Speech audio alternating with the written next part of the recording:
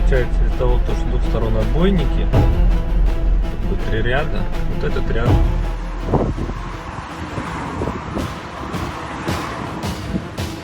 Trains are stopped in Crimea. Military convoys cannot pass through Kerch. The bridge is not being dismantled, but the arteries are suddenly spasming. Trucks, wagons and tankers are being held up. Panic is everywhere. People are in dire straits because the ammunition supply for the army protecting them has been cut off.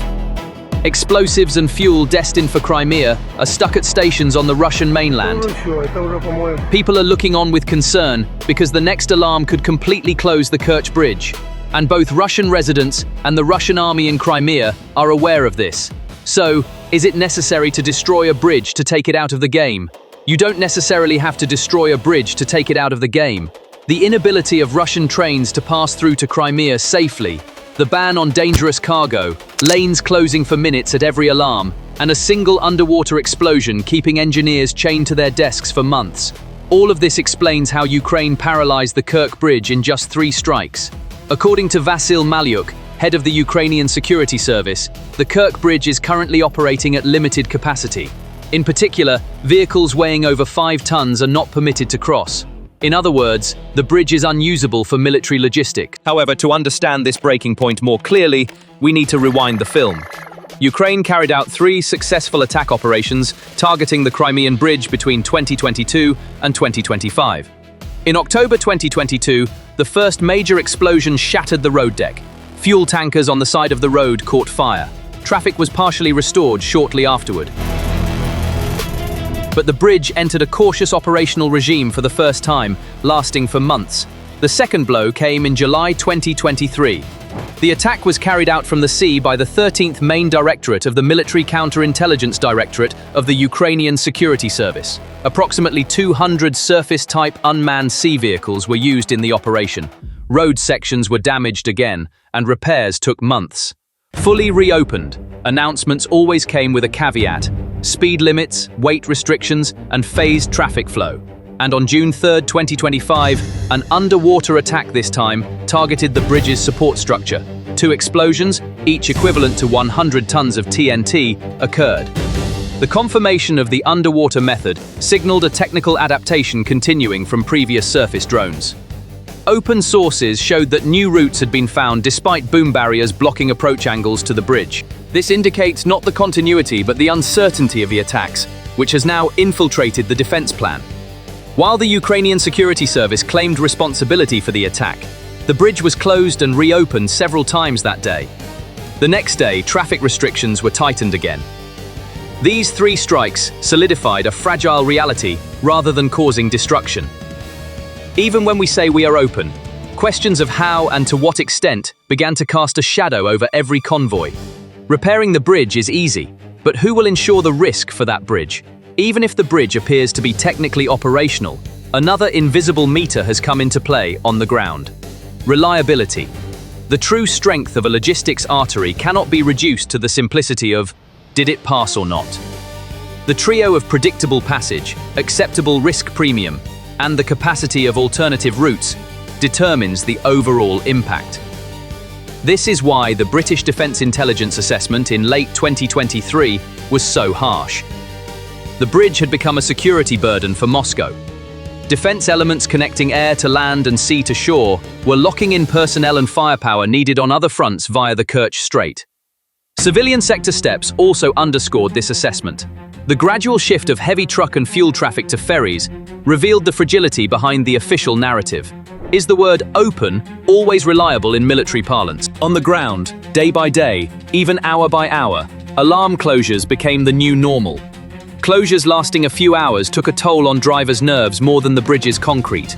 When a bridge closes twice in a row, the convoy commander changes his plan, not his schedule. At this point, the language of engineering comes into play.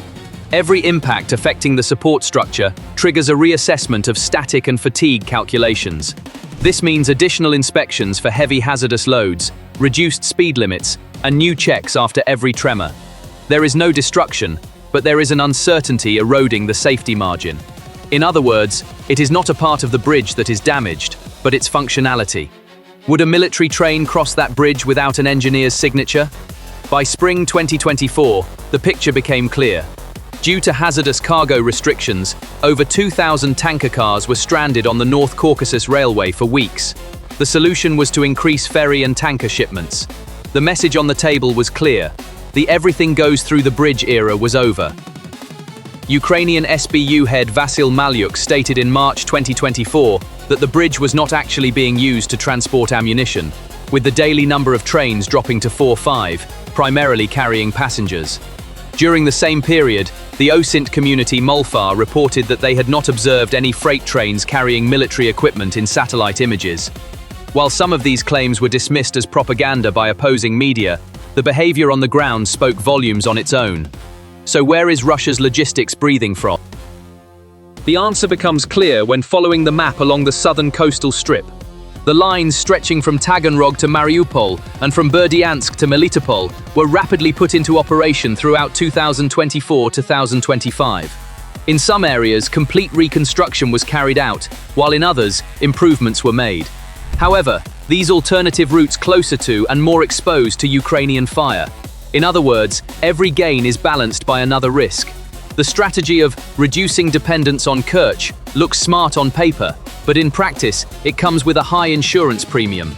Around the strait, barge and boom barriers, smokescreen devices, and close patrol lines have been reinforced to counter surface and underwater threats. The attacks came again. These defenses make it harder to approach, but they don't eliminate the risk. The main effect is to increase the number of guards at the gate and slow down every passage. When you look at the economic side of the map, the word closure actually means loss.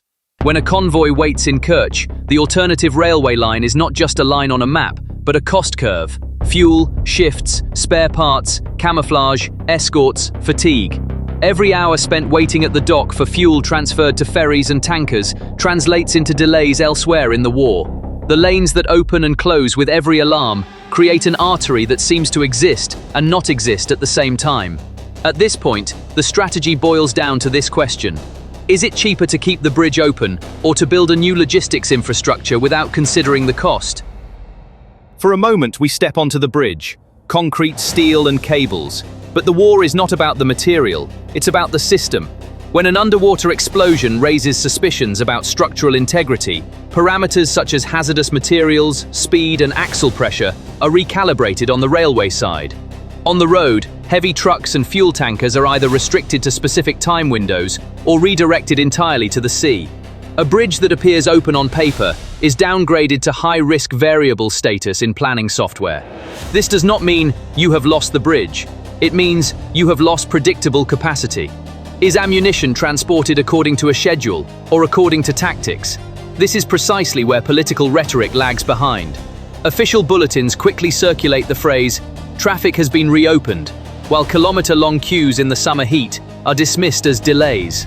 In the language of the commander on the ground, the picture is stark. Turn dangerous cargo back to the ferry, divert military trains to the southern land corridor, and stop and start at every alarm. This is what the British call the security burden. The batteries, radars, and crews deployed to keep a bridge open mean reduced defense at another critical point. Every button that lights up in the control tower means another one goes out on another front. How many batteries are needed to protect a bridge? Let's consider the first 6 hours of a crisis. When the high threat alarm sounds over the strait, heavy vehicle traffic and dangerous cargo come to an immediate halt.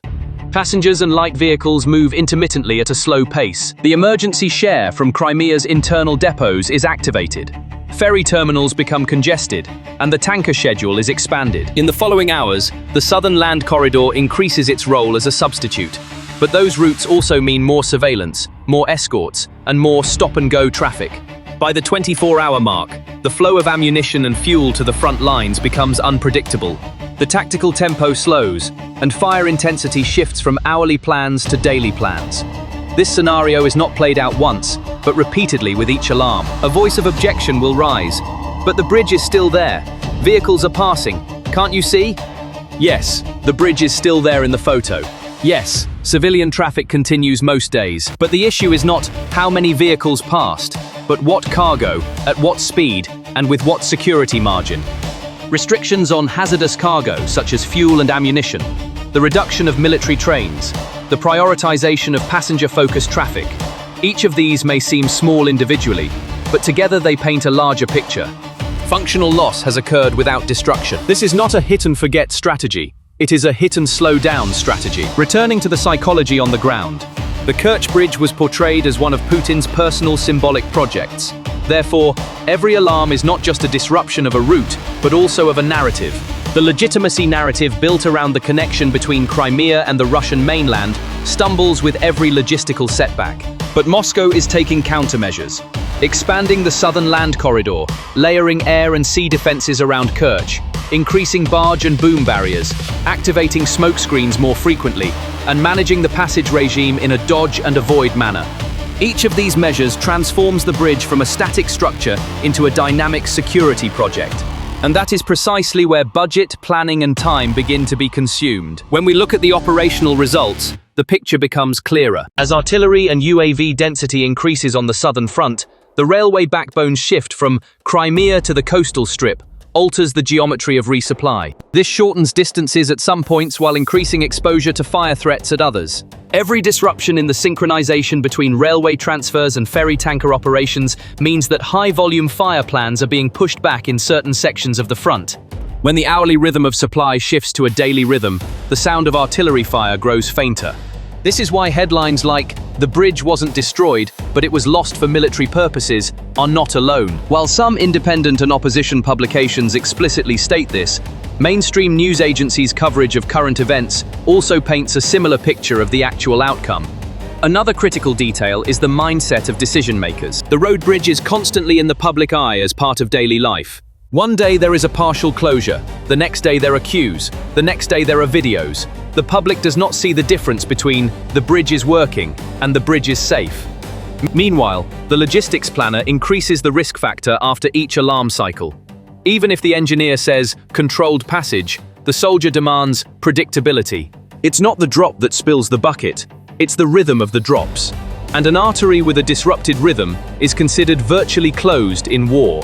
Now let's zoom in. Kerch's fate is tied to the broader supply picture of the Black Sea and Azov routes. As the railway line descending from Rostov to the southern coastal strip assumes the role of a new backbone, the budget allocated for repairs and security is increasing. Backup bridges, temporary pontoons, additional ferry routes, each is technically feasible, but each is strategically costly. Because every ruble invested in one region is missing from another. Every fortification Moscow builds while living with the reality that the bridge is a target at any moment means field evacuation for another front. That is why the UK MOD's diagnosis of security burden is not just a sentence, but a balance sheet line. Of course, there is a counter-narrative. Official agencies are quickly spreading the phrases "opened, closed, reopened." Drivers waiting in the summer heat become the visual representation of the message "civilian life continues." However, the pages are closing differently in the soldier's notebook. When military trains become scarce, dangerous cargo classes are rerouted to ferries, and lanes are closed at every alarm. A planner writes, "We won't assume the bridge is passable," instead of "we'll cross the bridge." The Crimean bridge's current meaning lies precisely in this duality. A symbol for politics, a variable for logistics. And on the front lines, variable means risk. There may not be a single answer to the question, what will happen now? But some facts have become very clear. The Kerch Bridge is still standing, but its function has changed. This massive structure over the Kerch Strait is technically still in use. However, its reliability is seriously in question. Following the major attacks in 2022 and 2023, air threats, UAV and sea drone attacks against the bridge have become a permanent new normal. Today, the bridge is closed to vehicles weighing over 5 tons, and the passage of military convoys is both risky and slow. This makes it a strategic but now high-risk artery in Russia's eyes. In other words, Kerch is standing but logistically paralyzed. The southern land corridor, alternative or new risk? Russia is shifting its focus to the southern land route to reduce its dependence on Kerch. However, this route falls within the range of Ukraine's long-range weapons, including HIMARS, SDB, AASM, and ATACMS. While some sections of the southern corridor are closer to the front lines, reducing the logistics route, the risk of crossing under fire increases. Thus, the alternative Moscow sees as a solution comes with new vulnerabilities. The sea route is expanding, but is dependent on weather conditions and the threat of UAVs. Restrictions on the bridge have placed a new burden on ferry and tanker traffic. Military-civilian transport operations using floating platforms across the Black Sea and the Sea of Azov are increasing day by day. However, these routes are both dependent on weather conditions and vulnerable to UAV attacks. In particular, Ukraine's recent attacks on ports, docks, and moving ships using maritime drones are testing Russia's maritime security capabilities. Even a slowdown in all transportation during a stormy week directly affects troop rotations and ammunition resupply. Engineers and commanders are back on the scene with every alarm. Every time there is an attack on the Kerch bridge, it is not just missile and drone threats that come into play. Engineers' emergency damage assessment, security experts' traffic diversion protocols, and command-level decision algorithms are also reactivated. The trucks waiting in the field, the slowing buses, and the vehicles nervously turning back onto the bypass road are not just a civilian ordeal, but a strategic indicator. Every delay on the front lines is a window of opportunity for the enemy. When an artillery battery receives its ammunition 2 hours late, an attack is delayed by a day. A defense that was about to collapse is closed. That's why Kerch is not just a bridge today, it's a time machine. Who uses time better is more valuable than concrete. Thank you for watching.